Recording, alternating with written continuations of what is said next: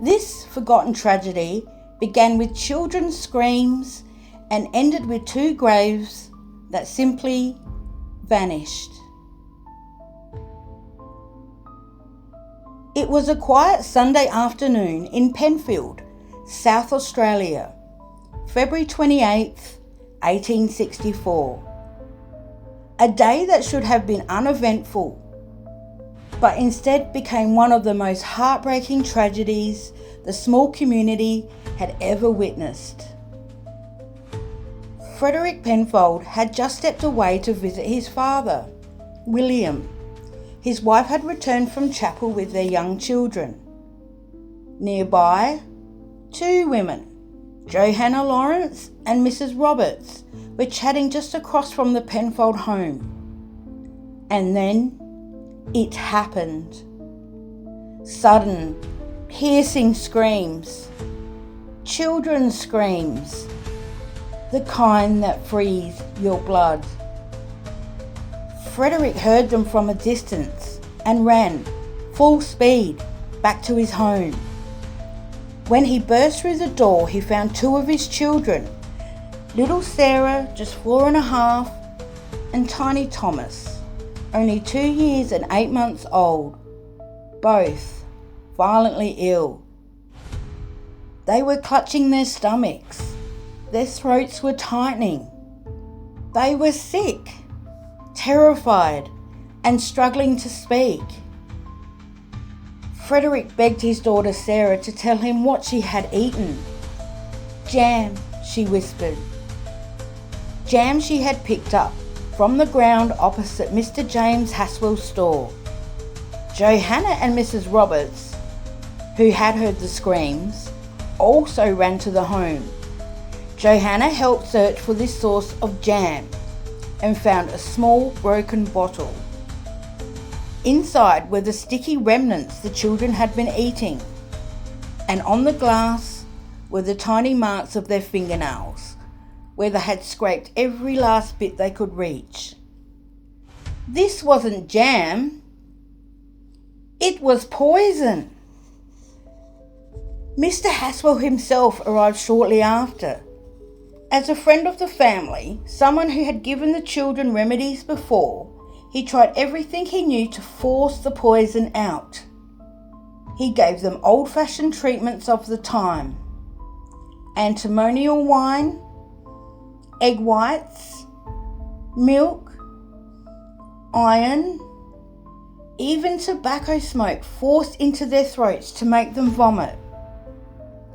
He insisted they'd be all right. He told the family the children were improving. He said there was no need for a doctor. Not yet. Hours passed.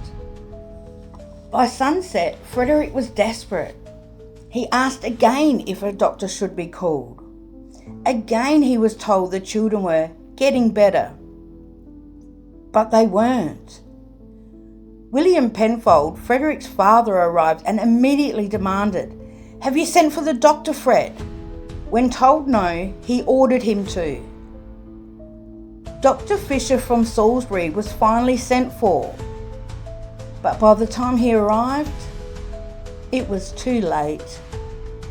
At 10:15 p.m, little Thomas died. Sarah, barely breathing, followed not long after. She passed away around midnight. Dr. Fisher examined what remained of their symptoms and had no doubt the children had ingested arsenic. He openly criticised every remedy that had been forced upon them. He said the treatment likely made their suffering even worse. And there was a third child, 5-year-old Emily Clancy. She too had eaten from the same bottle. The only reason she survived, it was believed, was because she had eaten a hearty meal earlier in the day, slowing the poison just enough for her body to fight back. She vomited continuously until Dr. Fisher arrived and treated her properly. She lived, but the trauma stayed with her.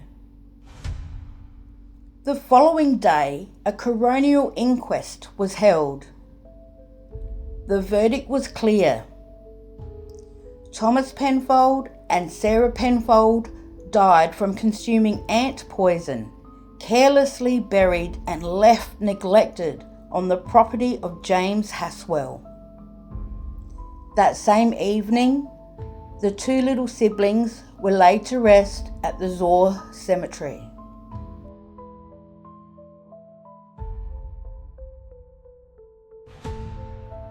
And this is where the story shifts from tragedy to mystery. Because today, over 160 years later, no one knows exactly where in that cemetery the children are buried. There are no headstones, no markers, no records that survived. Only one surviving newspaper article confirms their resting place at all. Time, vandalism, and the slow decay of history erase the location of their small burial plot. Two tiny graves, two children lost to a heartbreaking accident, and now lost again to time. A tragedy forgotten by the world until now.